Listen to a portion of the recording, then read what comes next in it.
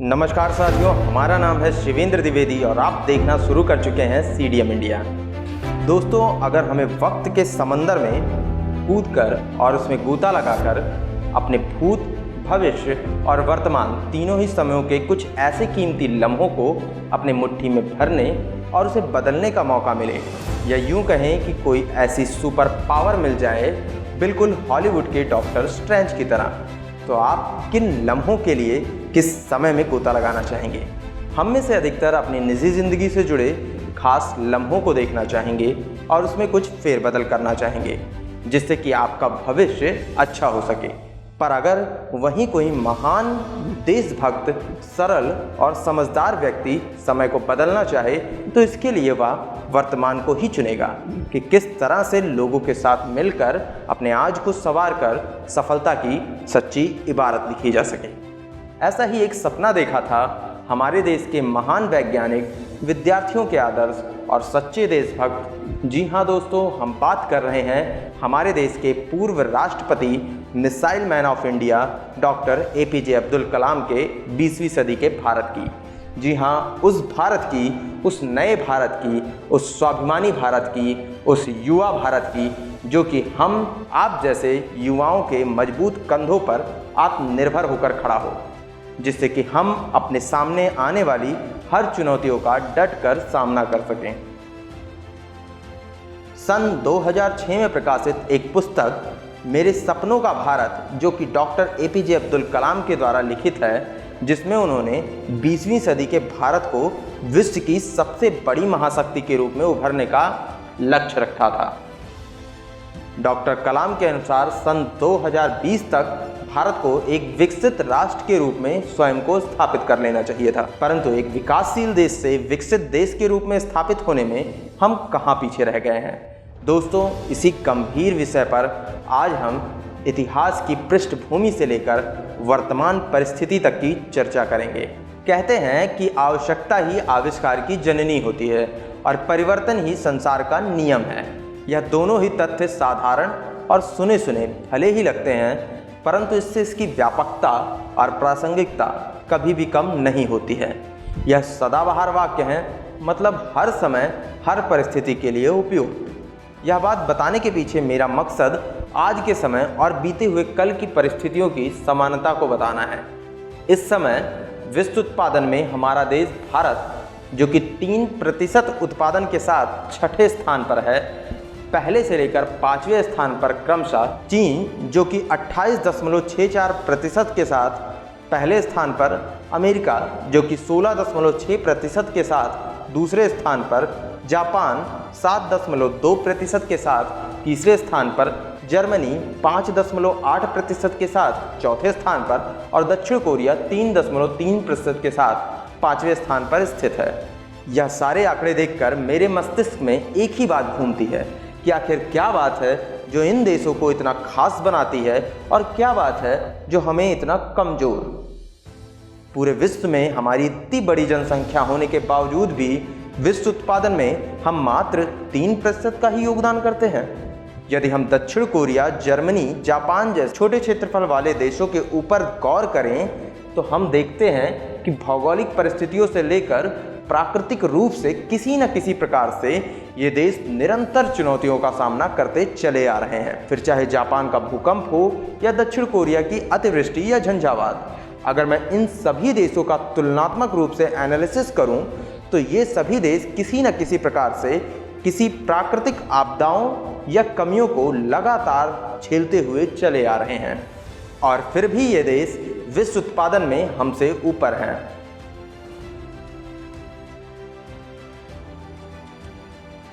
इन सभी बातों को समझने के लिए हम शुरुआत करते हैं 17वीं शताब्दी से, जब सन 1615 में मुगल बादशाह जहांगीर ने ईस्ट इंडिया कंपनी के सभी सीमा करों को समाप्त कर उसे मुगलों के अधीन सभी प्रांतों में व्यापार करने की अनुमति दे दी थी। परंतु ऐसा नहीं था कि केवल ब्रिटिश कंपनियां ही भारत में व्यापार कर रही थीं। इनके साथ साथ पुर्तगाली, डच और फ्रांसीसी कंपनियां भी भारत में जोर शोर से व्यापार कर रही थीं। सभी का मकसद एक ही था, अधिक से अधिक मुनाफा कमाकर अपने देश को मालामाल करना, और इसके लिए वे आपस में एक दूसरे का किसी भी कीमत पर मुकाबला करने को तैयार थीं। अब यहाँ आपके लिए यह जानना आवश्यक हो जाता है कि आखिर ये कंपनियां भारत में व्यापार करने के लिए एक दूसरे का सर कलम करने पर क्यों आमादा थी। वो इसलिए क्योंकि इस समय तक उनकी सभी आवश्यकताओं को पूरा करने के लिए भारत ही सभी यूरोपीय देशों का एकमात्र आविष्कार था। अगर मैं समय में आपको कुछ और पीछे ले चलूं, तो इसके पीछे का कारण आपको बेहतर ढंग से समझ में आएगा। बात कुछ टेढ़ी जरूर है, मगर जलेबी की तरह नहीं। दरअसल शताब्दियों से भारतीय व्यापारी यूरोप व अन्य देशों के साथ व्यापार करते चले आ रहे थे, लेकिन भारत यूरोपीय देशों से ज़्यादातर अप्रत्यक्ष रूप से व्यापार करता था। मतलब यह है कि रोमन साम्राज्य की स्थापना के समय से ही भारतीय व्यापारी अधिकतर सिल्क मार्ग से व्यापार करते थे। सिल्क मार्ग से व्यापार करने वाले अधिकतम व्यापारी, जो कि चीन और भारतीय व्यापारी होते थे, इनको अरब के व्यापारी मध्य एशिया से आगे व्यापार करने के लिए नहीं जाने देते थे। भारतीय व्यापारियों से उनका माल मुंह मांगी कीमत पर लेकर अरबी व्यापारी उन्हें वापस भेज देते थे। क्योंकि विषम भौगोलिक परिस्थितियों के कारण भारतीय व्यापारियों को आगे काफ़ी कठिनाइयों का सामना करना पड़ता था, इस वजह से भी भारतीय व्यापारी मध्य एशिया को पार कर आगे व्यापार नहीं करना चाहते थे। पर इसका नुकसान सबसे अधिक यूरोपीय देशों को होता था, क्योंकि अरबी व्यापारी भारतीय उत्पादों को यूरोप में बहुत ही अधिक कीमतों पर बेचते थे, जो कि यूरोपीय व्यापारियों के लिए एक बहुत ही बड़े घाटे का सौदा होता था। आम जनता तक पहुंचते पहुंचते यह मूल्य कई गुना बढ़ जाता था। यूरोपीय यह बात भली भांति जानते थे कि अरबी व्यापारी किस प्रकार से उनसे मुनाफा कमाते हैं, पर आखिर वो कर भी कह सकते थे। इस प्रकार यूरोपीय भारतीय माल को बहुत ही महंगी कीमतों पर खरीदने को मजबूर थे। और उस समय तक भारत यूरोपियों के लिए किसी सुरखाब पक्षी की तरह था, सुनने में तो सुखद पर अप्रत्यक्ष और दुर्गम। जैसा कि मैंने आपको पहले बताया कि आवश्यकता ही आविष्कार की जननी होती है, और इस वक्त तक यूरोप को और अधिक कच्चे माल की ज़रूरत थी, क्योंकि उन्होंने औद्योगिक क्रांति की शुरुआत कर दी थी। यही कारण था कि समय के साथ साथ यूरोपीय व्यापारियों के लिए भारत एक खोज का विषय भी बन गया था। वहीं भारत उस समय सोने की चिड़िया था और यूरोपीय थे शिकारी।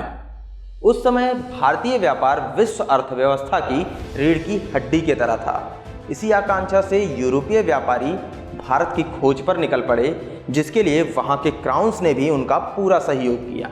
अनेक जहाजी काफिलों में समुद्री मार्ग के द्वारा भारत की खोज में अनेक विफलताओं के बाद आखिरकार एक पुर्तगाली नाविक 20 मई 1498 को अपने साथी दल के साथ भारत पहुंचा। जिस बंदरगाह पर वह पहुंचा, वह बंदरगाह था कालीकट, और उस नाविक का नाम था वास्को डिगामा। नाम तो सुना ही होगा। इस तरह से हुई भारत की खोज, और इसके नतीजतन अनेकों मधुमक्खियाँ भारत नाम के फूल का रस चूसने के लिए धीरे धीरे चली आईं। पर आपको एक बात और गौर करा दें कि ऐसा नहीं था कि उस कालखंड में यूरोपियों ने केवल भारत को ही खोजा था, बल्कि एक अन्य स्पेनिश नाविक ने भारत को खोजने के उद्देश्य से एक अलग ही देश की खोज कर डाली थी। उस नाविक का नाम था क्रिस्टोफर कोलंबस, जिसने 12 अक्टूबर 1492 में एक बहुत ही सुंदर और प्राकृतिक संपदा से संपन्न देश की खोज कर ली थी। वह देश था वर्तमान समय का अमेरिका। समय के साथ साथ अमेरिकी सरजमी पर बड़ी मात्रा में यूरोपीय दखलंदाजी बढ़ने लगी। उस समय का अमेरिका आज की तरह इतना शक्तिशाली नहीं था। उस भूमि पर तो केवल भोले भाले लाल त्वचा वाले आदिवासी रहते थे, जिन्हें कोलंबस ने रेड इंडियंस कहा था, क्योंकि अपनी खोज की शुरुआत में उसे लगा था कि उसने भारत यानी इंडिया की खोज कर ली है, पर यह उसका भ्रम था। इस समय तक लगभग पूरा विश्व यूरोप के संपर्क में था। जो देश एक समय यह तक नहीं जानते थे कि उनके अलावा दुनिया में कोई और भी सभ्यताएं हैं, अब उनके जीवन में लगातार बाहरी लोगों की दखलंदाजी हो रही थी। अधिकतर अफ्रीकी लोगों का उपयोग यूरोपीय दासों की तरह करते थे। यूरोपीय वहाँ के स्थानीय निवासियों का शोषण करते थे और उनका दमन करते थे। यूरोपीय कंपनियां जिन भी देशों के संपर्क में थीं, वहाँ के प्राकृतिक संसाधनों का लगातार दोहन कर रही थीं। और कच्चे माल से तैयार उत्पादों को वापस उन्हीं देशों के बाजारों में बेच रही थी जो उन्हें कच्चा माल उपलब्ध करा रहे थे। भारत जैसे देशों का बना उत्पाद पूरे विश्व में अद्वितीय और कीमती था, परंतु भारतीय उत्पाद पूर्णतः मानव श्रम पर आधारित था, जबकि पूरी दुनिया में पहली बार किसी देश ने यांत्रिकी के क्षेत्र में इतनी अधिक उपलब्धि हासिल कर ली थी। भाप के इंजन से लेकर बंदूक और कारतूस सभी नई तकनीकें यूरोपियों के पास थीं। पूरी दुनिया में लोहे का उपयोग कृषि और हथियारों के अलावा उद्योगों और मशीनों में करने वाला यूरोप के अतिरिक्त उस समय कोई और नहीं था। यही कारण था जिसने शक्ति और सत्ता दोनों का हस्तांतरण यूरोप के हाथों में हो रहा था। इधर 17वीं शताब्दी के अंतिम वर्षों तक ईस्ट इंडिया कंपनी भारत में अपनी धाक जमा चुकी थी। भारत के कई बड़े प्रांत व रियासतें कंपनी को अपने राज्य व बंदरगाहों से व्यापार करने का अधिकार दे चुके थे, पर वे सभी अंग्रेजों के मंसूबों से पूरी तरह अनजान थे। भारत में तो अंग्रेजों ने लगातार अपनी योजनाओं को बखूबी अंजाम दिया। कई छोटे बड़े प्रलोभन और कई हथकंडों से कई राजाओं, बादशाहों व उनके विश्वास पात्र लोगों को अपने पक्ष में लिया। यहाँ तक कि वे अपने प्रतिद्वंदी व्यापारी के साथ लूटपाट तक कर रहे थे। अंग्रेज अब जो कुछ भी कर रहे थे यह सब उनके लिए नया नहीं था, क्योंकि भारत में वे जो कुछ भी कर रहे थे अमेरिका और अफ्रीका जैसे देशों के साथ उन्होंने उससे भी बदतर किया था। 17वीं शताब्दी तक अमेरिका और अफ्रीका पूर्ण रूप से यूरोपीय, विशेषकर स्पेन, फ्रांस और ब्रिटेन के कब्जे में आ चुका था और वहाँ की फसलों और प्राकृतिक संपदा पर अब पूरी तरह यूरोपियों का नियंत्रण था। अब वहाँ के मूल निवासी अपने ही देश में गुलाम बनकर रह गए थे। मूल अमेरिकी, जिन्हें कोलंबस ने रेड इंडियंस कहा था, अमेरिकी महाद्वीपों में अब उनकी संख्या बहुत ही कम हो चुकी थी, क्योंकि वे बेचारे आदिवासी सैकड़ों वर्ष से लगातार अपने अस्तित्व के लिए संघर्ष करते चले आ रहे थे और यूरोपियों द्वारा किए गए अत्याचारों का लगातार विरोध कर रहे थे। वे स्पेनिश या ब्रिटिश जो अमेरिका में आकर बसे हुए थे, उन्होंने अब अमेरिका को ही अपना देश मान लिया था। अब वे ये भी समझ चुके थे कि यदि अमेरिका को एक स्वतंत्र देश के रूप में स्थापित करना है तो उन्हें अमेरिकी सरजमी पर से ब्रिटिश क्राउन का आधिपत्य समाप्त करना होगा और अपने देश की प्राकृतिक व अन्य संसाधनों को ब्रिटिश के कब्जे से मुक्त कराना होगा। पर क्या केवल यही कारण था जिसने उन यूरोपियों को अमेरिका के स्वतंत्रता के लिए प्रेरित किया? इसके पीछे एक और पहलू भी है। मैं यहाँ स्पष्ट कर दूं कि यूरोपियों से मेरा तात्पर्य उन सभी यूरोपीय देशों से है जो यूरोपीय महाद्वीप के हैं, न कि किसी देश विशेष से। दरअसल ये वही यूरोपी हैं जो अमेरिका में यूरोप से आकर बसे हुए थे। ये वे लोग थे जिन्होंने यूरोप में रहते हुए अनेक प्रकार के धार्मिक व सामाजिक अत्याचारों का सामना किया था, पर अब जब वे अपना एक अलग ही देश बसा चुके थे तब भी उन्हें राजशाही सत्ता की निरंकुशता और अत्याचार को झेलना पड़ रहा था। लगातार अत्याचारों को सहने के कारण उन यूरोपियों की सहन शक्ति अब जवाब दे रही थी और सभी अमेरिकी 13 के 13 कॉलोनियों में अब धीरे धीरे आज़ादी और अंग्रेजों के अत्याचार के खिलाफ आवाज़ तेज होने लगी थी। 1754 से 1763 के बीच ब्रिटेन ने फ्रांसीसी सत्ता के विरुद्ध 7 ईयर्स वॉर लड़ा, जो कि एक बहुत ही बड़ी जंग थी जिसमें ब्रिटेन की जीत हुई और युद्ध के हार जाने के रूप में फ्रांस को अपने अधिकार क्षेत्र की सारी भूमि ब्रिटेन और स्पेन को देनी पड़ी। अब अमेरिका में मूल रूप से केवल 2 सैन्य शक्तियाँ थीं, ब्रिटेन और स्पेन। अमेरिकी यूरोपियों के लंबे संघर्ष के बाद 3 जुलाई 1776 को अमेरिकी जनरल जॉर्ज वाशिंगटन के नेतृत्व में अमेरिका आज़ाद हुआ। हालांकि अमेरिका को स्वतंत्रता तो मिल गई, पर पूरे देश और समाज में अभी दास्ता और शोषण व्याप्त था। समाज में उन यूरोपियों का वर्चस्व था जिन्होंने अमेरिका को अपना देश माना था और यहीं बस गए थे। अमेरिका अब स्वयं को एक और महत्वपूर्ण बड़ी चुनौती के लिए तैयार कर रहा था। वह चुनौती थी दास प्रथा, स्लेवरी। खैर, अब अमेरिका स्वतंत्र तो हो ही चुका था, पर अब सवाल यह उठता है कि भारत में अब कैसे हालात थे। तो आपको बता दें कि बंगाल के विभिन्न नवाबों ने अंग्रेजों का विरोध किया, उनके खिलाफ लड़ाई लड़ी, परंतु आखिरकार बंगाल पर अंग्रेजों का ही आधिपत्य हुआ। बंगाल का अंतिम नवाब मुबारक-उद-दौला 1770 से 1775 तक रहा। इस समय तक बंगाल से लेकर अवध तक अंग्रेजों का आधिपत्य हो चुका था और इस प्रकार इस समय तक अंग्रेजों का पूरा ध्यान और शोषण भारत पर केंद्रित हो गया था। आपको बताते हुए चलें कि सन 1770 में बंगाल में एक भयंकर अकाल पड़ा था, जिसमें करीब 1 करोड़ लोगों की मृत्यु भूखमरी और बदहाली के कारण हो गई थी, जबकि 1760 से 1767 के बीच बंगाल से लगभग 2 करोड़ 24 लाख रुपयों का राजस्व प्राप्त हुआ था। गौर करने वाली बात यह है कि इससे पहले शुरू से लेकर सन 1760 तक कंपनी को कुल 80 लाख रुपयों का राजस्व प्राप्त हुआ। अब शायद आपको यह समझ में आ रहा होगा या आ गया होगा कि 1770 के अकाल में 1 करोड़ लोगों की भूखमरी से मृत्यु क्यों हो गई थी। 1770 के बाद के सालों में पूरे भारत में लगभग इसी प्रकार से बदहाली का दौर चला। सोने की चिड़िया अब अपने ही घोंसले में मरणासन पर थी।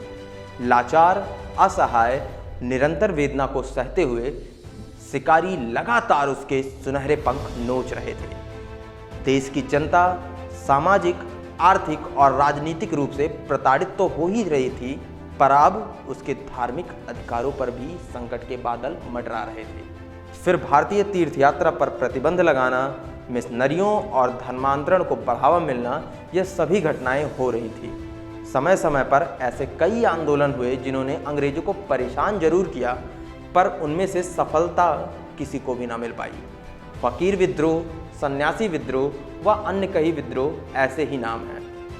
आपके दिल और दिमाग में अब तक एक बात तो साफ हो ही गई होगी कि इतना बड़ा शक्ति संपन्न समृद्ध देश भारत ब्रिटेन जैसे विपन्न, कमजोर और पिछड़े देश का गुलाम कैसे बन गया। जी हाँ, मैंने सही कहा, ब्रिटेन जैसे कमजोर विपन्न देश। ब्रिटेन के लिए अभी जो पिछड़ा शब्द कहा है यह सच्चाई है। केवल कुछ तकनीकी कारणों को छोड़ दें तो उनकी तुलना भारत से हो ही नहीं सकती थी। यह बात इंग्लैंड की संसद, हाउस ऑफ लॉर्ड्स और हाउस ऑफ कॉमन्स के अनेकों रिकॉर्ड में मिलती है। भारतीय शासकों का व्यक्तिगत स्वार्थ, आपसी शत्रुता और अपने राज्य को बढ़ाने की अत्यधिक महत्वाकांक्षा व लालच पूरे देश के लिए त्रासदी बन गई। भारत पर हुए अत्याचारों की सूची में यह एक बहुत बड़ा दौर था। 1857 के आरंभ में होने वाला स्वतंत्रता संग्राम, जिसमें बंगाल, पंजाब और दक्षिण भारत के शासकों, जमींदारों और आम जनता ने हिस्सा ही नहीं लिया था, भारत की इस दुखदायी कथा का एक और पृष्ठ है। इसी असहयोग और अपने ही लोगों द्वारा किए गए विश्वासघात के कारण यह सुनियोजित संग्राम भी असफल रहा। इस आंदोलन को कुचलने के बाद अंग्रेजों ने कई कानूनों में बदलाव किए, जिसमें सबसे बड़ा परिवर्तन था भारत में ईस्ट इंडिया कंपनी का शासन खत्म कर भारत पर सीधे ब्रिटिश क्राउन की सत्ता को स्थापित कर देना। और इसी कानून के साथ ब्रिटेन ने सीधे तौर पर भारत को अपना उपनिवेश बना लिया और खुले रूप से शोषण और संचय का दौर शुरू हो गया, जो उसे 18वीं सदी की विश्व महाशक्ति बनने में एक महत्वपूर्ण आयाम साबित हुआ। समय का पहिया अपनी निश्चित गति से घूम रहा था और साथ ही घूम रही थी विश्व राजनीति और शक्ति की धुरी। विश्व इतिहास एक नया अध्याय लिखने वाला था। यह वह समय था जब विश्व के अन्य देश भी एक नए शक्तिशाली राष्ट्र की तरह उभरना चाहते थे। उन सभी देशों में राष्ट्रवाद, राजनीतिक स्थिरता और सैन्य शक्ति को बढ़ाने की होड़ सी लग गई थी। जर्मनी, सोवियत संघ, ब्रिटेन, ऑस्ट्रिया, इटली, फ्रांस जैसे देशों ने राजनीतिक व सैन्य स्थिरता प्राप्त करने के लिए एक दूसरे के साथ गुप्त और अघोषित दोनों ही प्रकार के करार कर रखे थे कि वह आवश्यकता पड़ने पर एक दूसरे की सहायता के लिए तत्पर रहेंगे। इस प्रकार से विश्व राजनीति एक नया रूप ले रही थी। दो मध्य यूरोपीय देशों ऑस्ट्रिया हंगरी और सर्बिया के आपसी टकराव के परिणाम स्वरूप यह हुआ कि विश्व के लगभग सभी बड़े देश युद्ध को तत्पर हो गए और देखते ही देखते यह युद्ध एक महायुद्ध में बदल गया। जून 1914 को रूस, ब्रिटेन, जर्मनी, फ्रांस जैसे विशाल और सशक्त सेनाओं वाले देशों ने अब एक दूसरे पर धावा बोल दिया था। जर्मनी, ऑस्ट्रिया, हंगरी, ऑटोमन साम्राज्य एक और थे जिन्हें सेंट्रल पावर कहा जाता था। अन्य सारे देश व उनके उपनिवेश दूसरी ओर। इस युद्ध में उस समय उपलब्ध सभी तकनीकी हथियारों जैसे मशीन गन, टैंक, विशाल नौसेना जहाज़ों और विशाल सेनाओं आदि सब का इस्तेमाल किया गया। ब्रिटेन और जर्मनी ने तो एक दूसरे के विरुद्ध अपनी पूरी औद्योगिक तकनीकी क्षमता झोंक दी। दोनों ही देशों ने अपनी पूरी औद्योगिक क्षमता का प्रयोग हथियार, टैंक, मिसाइल और अन्य युद्ध जरूरतों के सामान को बनाने में किया। प्रथम विश्व युद्ध में भारत ने भी ब्रिटेन की ओर से भाग लिया था। इंग्लैंड की सेना में अंग्रेज सैनिकों से अधिक भारतीय सैनिकों को रखा गया था। इस युद्ध में भारत के साथ साथ इंग्लैंड, जर्मनी और पूरे विश्व की अर्थव्यवस्था पूरी तरह से चरमरा गई। कई छोटे मोटे देश पूरी तरह से बर्बाद हो गए। पूरा यूरोप, जो कि युद्ध से पहले चमक रहा था, अब उसकी अर्थव्यवस्था की कमर टूट चुकी थी। पूरे महायुद्ध में यदि कोई अप्रभावित और संपन्न बचा था तो वह था अमेरिका। ऐसा नहीं था कि अमेरिका ने इस युद्ध में भाग नहीं लिया था, बल्कि उसने 1917 में जाकर इस युद्ध में भाग लिया, जिसके पीछे का कारण जर्मनी द्वारा अटलांटिक महासागर में एक जहाज पर सवार लगभग 1200 अमेरिकी नागरिकों को भारी नुकसान पहुंचाना था। इस वजह से अमेरिका ने ब्रिटेन के पक्ष में आकर युद्ध में भाग लिया। क्योंकि 1918 को यह युद्ध समाप्त हो गया, इसलिए अमेरिका इससे कोई खास प्रभावित नहीं रहा। इस प्रकार से विश्व की राजनीति व शक्ति की धुरी अब पूर्णतः 360 डिग्री घूम चुकी थी। वह देश जो किसी समय अंग्रेजी हुकूमत से पीड़ित था और अत्याचारों का सामना कर रहा था, अब उसके पास एक सुनहरा अवसर था अपनी उपलब्धि विश्व में दर्ज कराने के लिए। क्योंकि यूरोपीय देश इस समय इस स्थिति में नहीं थे कि वह फिर से स्वयं को स्थापित कर सकें, तो अमेरिका ने इस मौके को अपने हक में बहुत ही अच्छी तरह से बनाया। यूरोपीय व्यापार भी लगभग ठप्प हो चुका था, साथ ही साथ ठप्प हो चुका था उनका उत्पादन। अमेरिका में यह औद्योगिकी का युग था। बड़ी संख्या में अमेरिका में नई फैक्ट्रियां खोली गईं।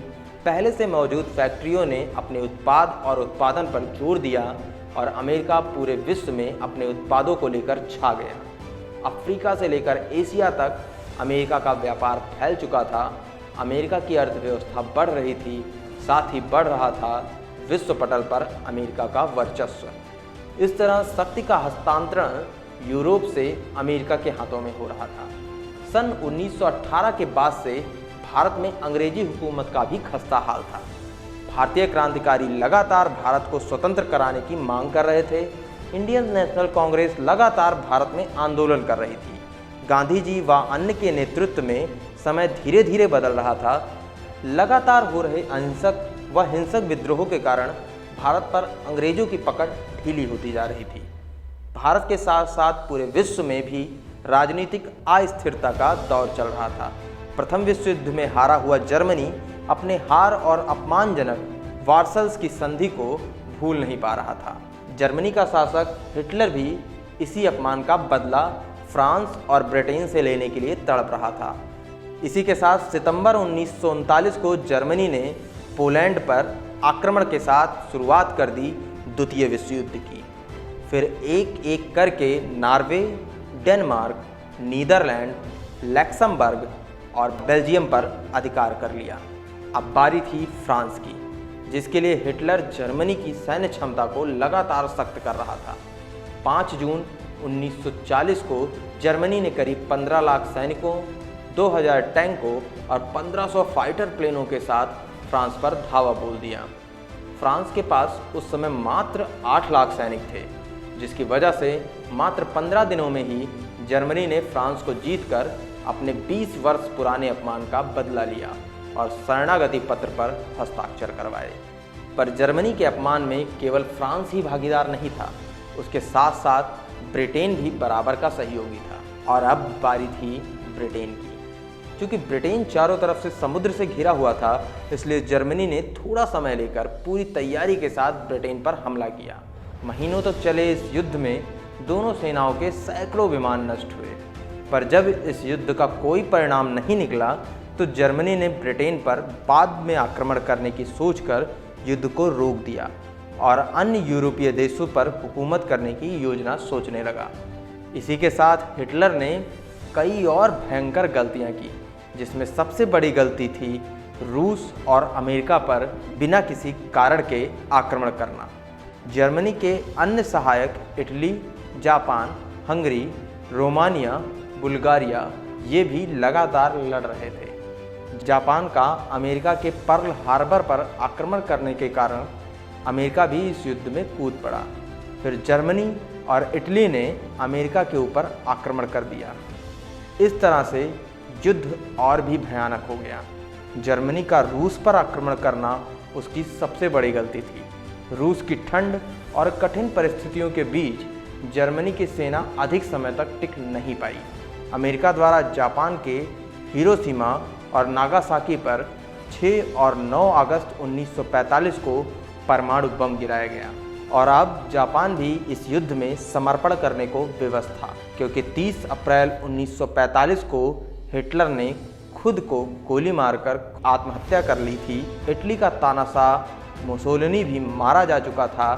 इस प्रकार विश्व युद्ध भयानक विध्वंस के साथ समाप्त हुआ। अमेरिका के इसी भय और शक्ति प्रदर्शन के कारण पूरे विश्व पर अमेरिका का वर्चस्व स्थापित हुआ।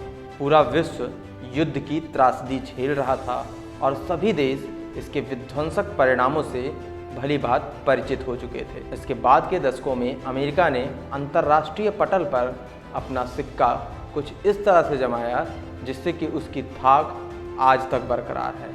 फिर चाहे वो ब्रिटेन वुड्स समिट हो या संयुक्त राष्ट्र का गठन, इन सभी में अमेरिका ने महत्वपूर्ण भूमिका निभाई। अमेरिकी करेंसी डॉलर को वैश्विक मुद्रा बनाने के लिए अमेरिका ने जिस तरह से खाड़ी के तेल उत्पादक देशों के साथ संबंध बनाए और उन्हें डॉलर में ही व्यापार करने के लिए बनाया और फिर उन्हें सुरक्षा देने का प्रस्ताव रखना, यहाँ सोचने वाली बात यह है कि अमेरिका आखिर किससे खाड़ी देशों को सुरक्षा देना चाहता था, जबकि उसके अलावा उस समय पूरे विश्व में कोई और ऐसी ताकत नहीं थी जो गल्फ देशों पर किसी भी प्रकार का दबाव बनाने में सक्षम हो। अगर हम तफसील से सोचें तो जवाब यही सामने निकल कर आता है कि खुद अमेरिका ने ही खुद ही से खाड़ी देशों की रक्षा की और उनका संरक्षक बन बैठा। ठीक कहा जाता है कि जिसकी लाठी उसी की भैंस। इसी तरह अमेरिका पूरे विश्व में एक महाशक्ति के रूप में स्थापित हुआ, जिसका सूरज आज तक लगातार चमक रहा है।